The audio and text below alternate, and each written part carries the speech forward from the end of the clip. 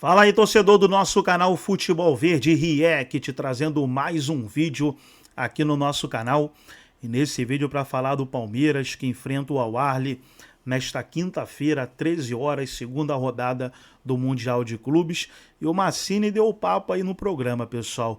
Palavras aí do Massini, tem que ganhar o jogo, não pode nem pensar em outro resultado a não ser a vitória. Jogou bem contra o Porto, mas não venceu. Então conquistou um ponto e agora é hora de conquistar os 3. Não adianta criar inúmeras oportunidades e não fazer o gol. Então nesse momento o mais importante é a vitória. Vamos trazer o Massini, o Arnaldo Tironi, mas antes quero convidar você que ainda não é inscrito no nosso canal. Se inscreva, ative o sininho das notificações. Tudo do Palmeiras, tudo do Verdão você encontra aqui no nosso canal Futebol Verde React. Vamos aí para o debate e logo depois eu trago notícias atualizadas do Palmeiras. O Palmeiras vem crescendo ano a ano e são bons. Eu acho ele bom atacante, eu acho ele muito injustiçado. O que você acha, Massa? Ele não. A empolgação dele é essa. Eu acho que isso. Mas eu acho assim, não é nenhuma ironia, eu acho mesmo. Eu acho ele um bom atacante. Eu também acho um bom atacante. Eu acho ele um fazedor de gol, de cabeça, forte de cabeça e tal, enfim. Um bom atacante. O Palmeiras vai treinar, deve estar treinando agora, tem o fuso, né, de 1 hora a menos, não é isso? Então deve ter treinado já agora de manhã, vai viajar hoje à tarde, amanhã é o dia das entrevistas e depois o jogo contra o Al-Ahly, né? Eu tenho 2 situações que eu estou pensando aqui, né? A FIFA fez um levantamento comandado pelo Arsène Wenger, não sei se vocês viram, está no UOL publicado hoje, e ele mostra algo que é muito claro do Palmeiras. Tirando o Bayern de Munique, que ganhou de 10-0. Ah, é legal esse levantamento, eu já sei o que é, pode falar. O Palmeiras lidera junto com o Chelsea, tem mais um clube aí, enfim, com um número altíssimo, né, de ações no último terço do campo, que é isso?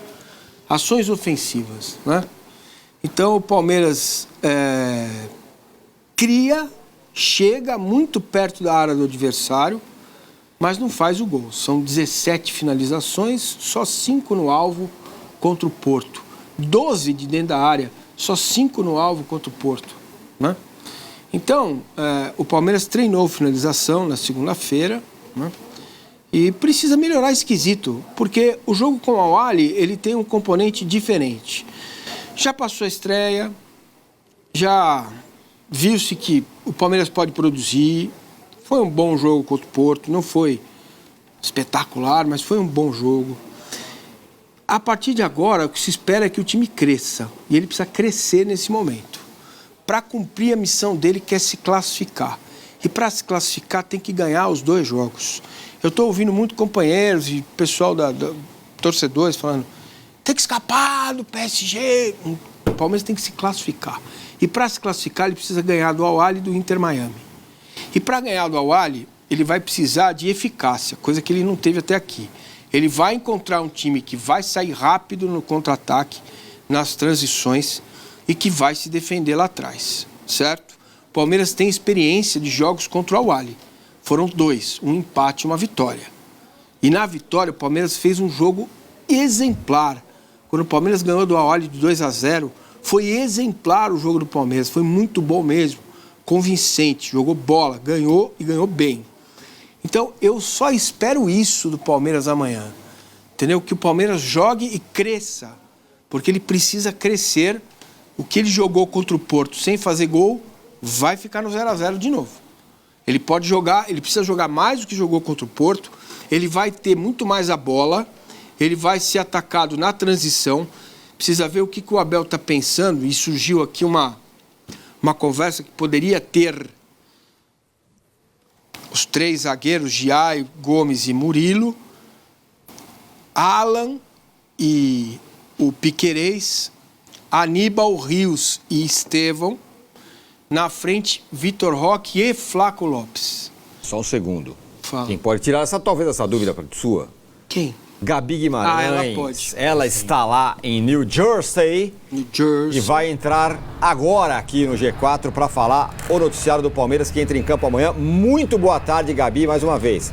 por nós o campeonato não acabava nunca mais para você poder participar todo dia aqui com a gente.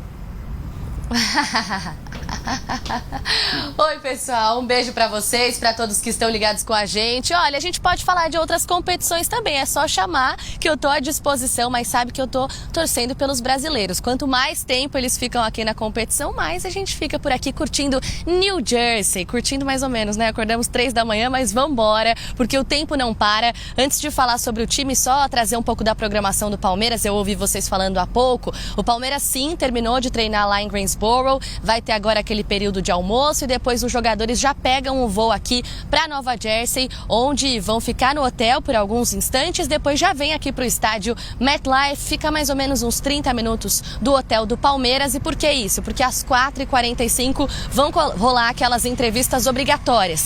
3 jogadores do Verdão vão falar, além do técnico Abel Ferreira, e nós estaremos aqui, é claro, para acompanhar. Trazer uma curiosidade em relação a essas dúvidas do técnico Abel Ferreira mesmo e da percepção que a gente tem tido tanto dos treinos quanto dos torcedores com os quais a gente teve a oportunidade de conversar. Porque os reservas entraram muito bem na partida contra o Porto, né? Aqueles que entraram no intervalo, é o caso do Rafael Veiga, do Paulinho, do Flaco Lopes. Tem muito torcedor pedindo, não sei se essa combinação Flaco e Vitor Roque, mas se tiver que escolher entre um dos dois, talvez pelo momento e pelos números do Flaco, entrar com o argentino neste momento e não com o Tigrinho. Um outro jogador que sempre está ali, né, nessa disputa, junto com o Emi Martínez, é o Aníbal Moreno, que também foi muito bem contra o Porto. Ele foi um dos líderes das ações defensivas da partida, se movimentou. Nós estivemos dentro do MetLife, deu para ver ele em quase todos os cantinhos do campo, não deixando nada passar realmente. Então, o Abel Ferreira ainda não deu pistas se ele vai ou não fazer mudanças nesse time, se ele pode começar com o Paulinho ao invés de acioná-lo, por exemplo, depois do intervalo. É um grande mistério, estamos tentando desvendar e, é claro, o Palmeiras tenta esconder do outro lado essas informações para surpreender um adversário que, como vocês bem comentaram também, o Palmeiras conhece. Já são 2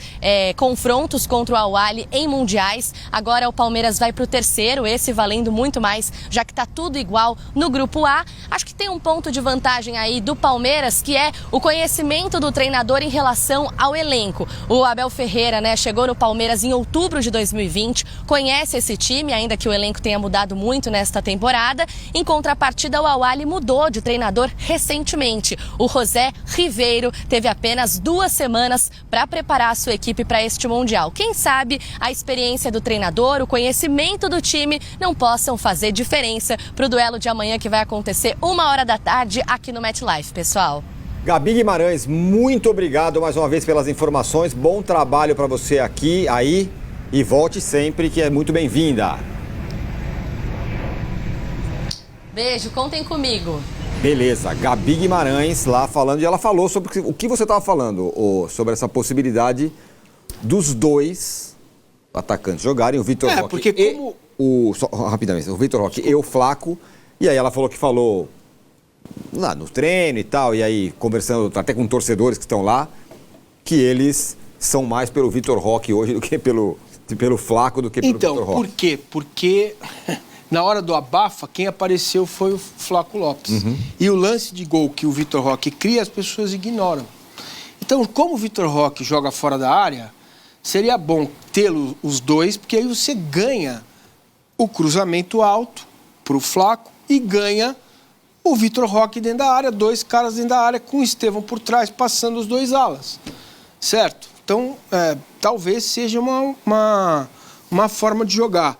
A outra seria o Bruno Fux desde o início, jogando com 3 zagueiros, que aí você traria o Fux para fazer esse passe lá de trás qualificado para quebrar o sistema de defesa do Al-Ahly.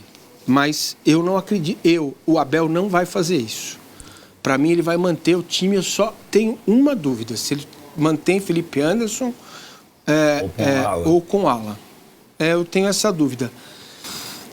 Maurício ou Facundo, talvez, mas ele não é de fazer isso, não. Quando o cara joga mal, ele põe de novo, que é o Maurício. Dá uma insistida, né? Isso.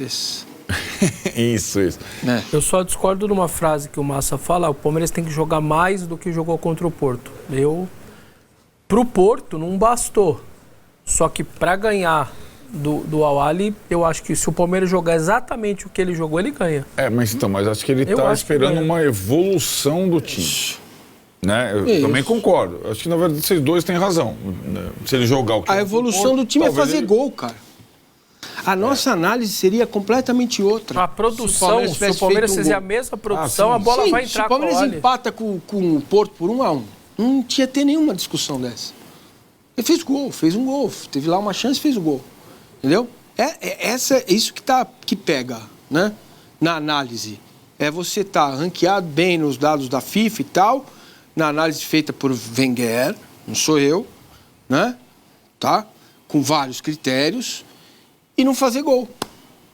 Sim. Então você pega o líder, o segundo colocado, que está empatado com o Palmeiras é o Chelsea. Quantos gols fez o Chelsea? 2. Pronto. Então não tem discussão. Se o Palmeiras está enquadrado nessa estatística de ser o time que mais cria ações a partir... E o Palmeiras, dos 84 gols, 15% foram feitos em retomada de bola no ataque. Isso tem que manter, está funcionando. Funcionou contra o Porto. Só que quando você recupera a bola, Estevão, solta a bola. Mas nessa estatística tem uma questão, né? Também o que é uma questão de estatística, né? Ela não leva em conta o rival. Você empatar com o Porto e criando muitas chances, mas não fazer gol, não é mais ou menos equivale a você ganhar de 2-0 de um time que é bem mais fraco? Que foi o caso do Chelsea? Não. A gente está olhando para a eficácia, né? A gente está olhando para o comportamento do time num pedaço do campo. Esse que o Bayern Munique a liderança. Esse eu descarto, porque ganhou de 10-0. Então, mas também ganhou do Auckland City. Então, o adversário... O Auckland City, o Palmeiras ganhasse de 7. Não, o adversário entra em campo. Claro que entra na análise, né? Não é só olhar o número frio. Agora, o que desqualifica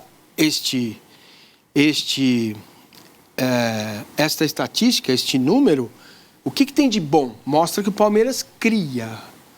Mostra que o Palmeiras não cria por dentro, com rococós, né?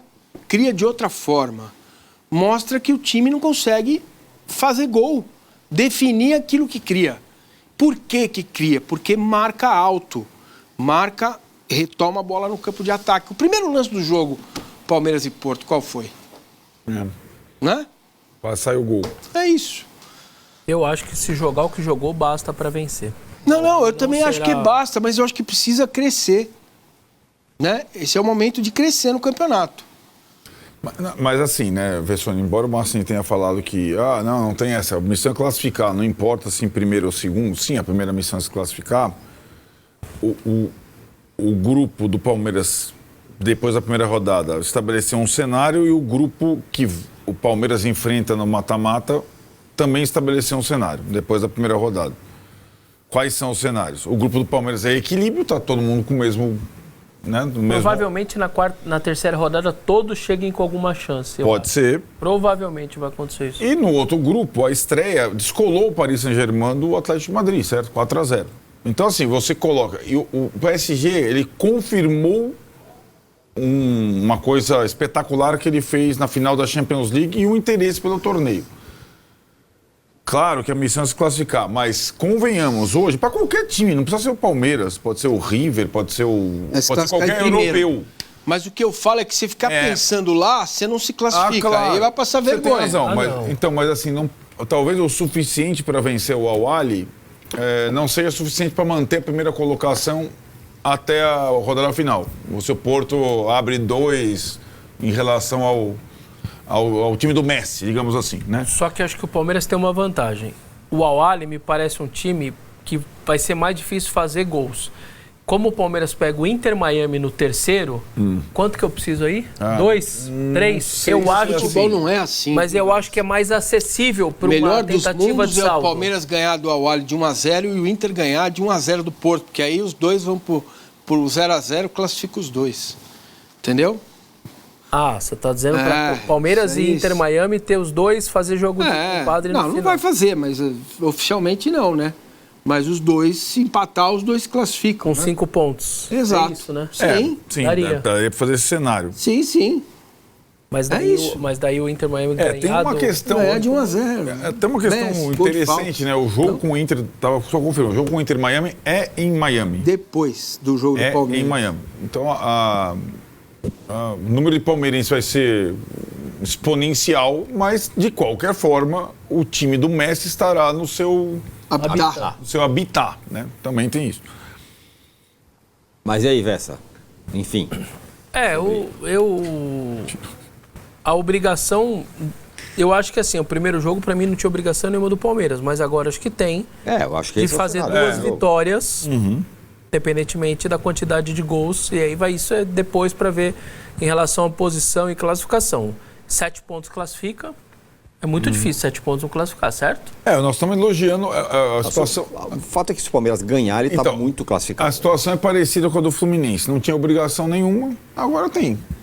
Né? Na segunda rodada. Mudou. Né? Então, assim, elogiamos os dois. Palmeiras e Fluminense. Merecido. Agora eles têm grandes condições de se classificar. Né? E aí são superiores aos adversários, acho que eles têm que... Cara, eu penso no Palmeiras se classificar, porque qualquer adversário que virar do outro lado não vai ser fácil. O PSG esquece, esse aí nem conta, né? Mas Botafogo e Atlético de Madrid são jogos duríssimos. A dureza já está posta. Você só, né? Sim. Ponto. Você só define se carimba o passaporte para voltar antes ou não, se tem alguma chance ainda. Se você tem chance de permanecer. Agora, sobre isso, considerando o Atlético de Madrid, ele não está no bolo ali do Borussia? Pode ser que a gente esteja aí pintando um monstro e que talvez não seja tudo isso? Não é monstro, mas pode ter jogo, né? Isso. Pode ter jogo. Isso que eu tô falando. Então, por isso eu acho que a diferença, de fato, existe entre PSG e Atlético de Madrid.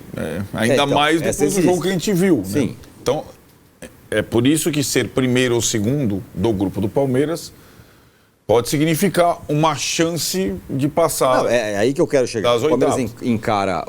termina em primeiro e vai encarar o Atlético de Madrid, olhando Borussia e Fluminense. Ele tem chance. É chance. Não estamos falando, carimbo, passaporte, acabou, não vai dar. Não, isso é o PSG. Mas o ponto que o Massa fala, e eu entendo ele, é o seguinte.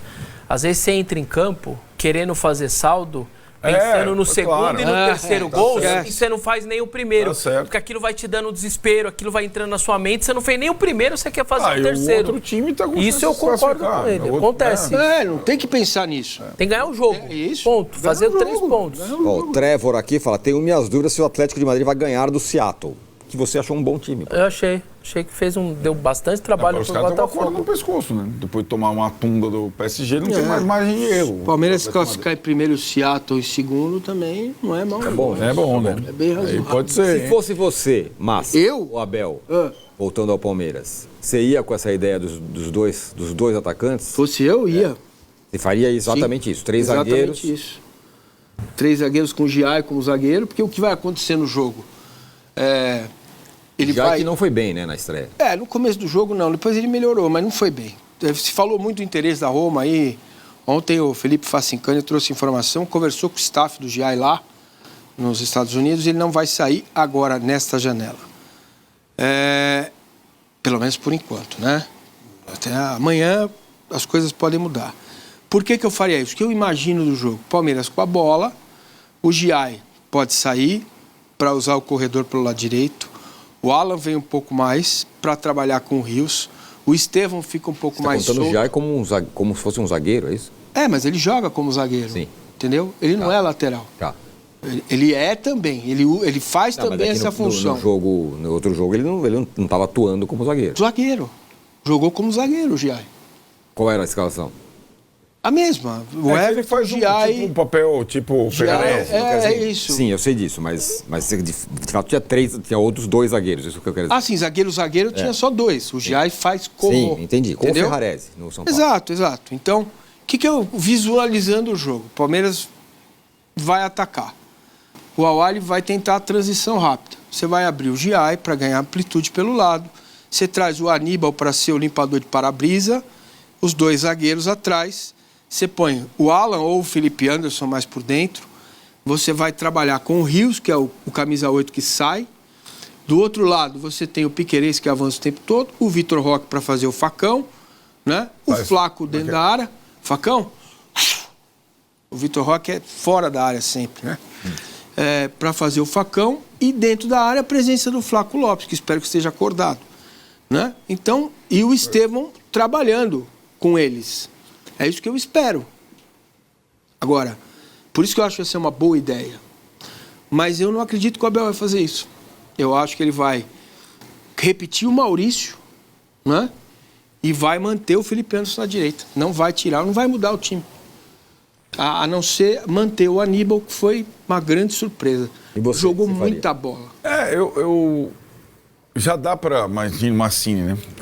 Já conhece o Abel. O Abel não é de grandes surpresas táticas. Tanto que a surpresa tática que a gente lembra sempre é a surpresa tática do jogo com o Flamengo numa final, né? E que foi utilizado outras vezes de formas diferentes. Mas o Abel gosta da linha de 3 que possa ser móvel, não ser uma coisa estática. E também gosta de caras pelos lados do campo, né? Então, assim, você imaginar jogar aquele time que o Mancini ficava imaginando como o ideal, com dupla de ataque, né? Um enganche e tal, não sei o que lá, talvez a gente nunca veja. No Abel não vai ver. Ele nunca faça uma escalação deste tipo, né? Não é que ele também chega lá e... tem o desenho pronto do papel e começa a encaixar o jogador. Você vai fazer isso aqui. Mas ele tem um modelo ou alguns modelos de jogos mais previsíveis, taticamente falando. O que, para mim, também é não é uma surpresa, mas uma constatação desse ano, é o Estevão numa função que a gente clamava, digamos, né? Um pouco mais como meia do que como ponta, mas que muitas vezes não tem dado certo também, né? E aí, por isso que eu acho, eu falei aqui antes de começar o Mundial, depois do jogo com o Porto eu ainda reforço a minha convicção. Para mim, o Palmeiras que melhor jogou em 2025 foi o Palmeiras com Estevão e Alan. Porque o Alan, são dois jovens, você tem que botar mais gente experiente no banco ainda. Porque o Alan desafoga o Estevão, e é um jogador também, além de muito bem dotado fisicamente, é um jogador hábil. E acho que ele consegue incrementar a produção. Isso eu estou falando, um time que tem Veiga e Maurício. E Felipe Anderson. E Felipe Anderson, né? Eu estou defendendo, porque o que eu vi até agora, o que eu mais gostei foi o Palmeiras com Alan e Estevão. Eu também. Nessa hora eu sou pragmático.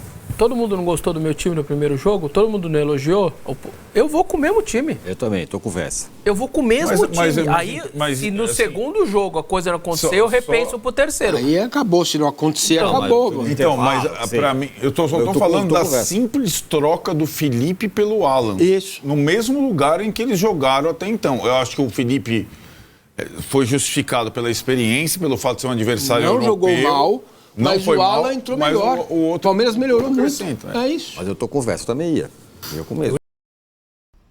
Então tá aí, pessoal, foi o vídeo onde os comentaristas debateram aí o duelo desta quinta-feira entre Palmeiras e Al Ahly. Só a vitória interessa. Agora, para agregar no vídeo e deixar você 100% atualizado sobre o Verdão, deixa eu trazer notícias aqui do Palmeiras. A Demicon patrocina a Casa Palmeiras e estuda seguir parceria com o Palmeiras com masculino após a Copa do Mundo de Clubes. Então tá aí na blusa do Palmeiras, né, a Demicon, e a Demicon quer firmar uma parceria aí após o Mundial. Deixa eu trazer mais notícias aqui.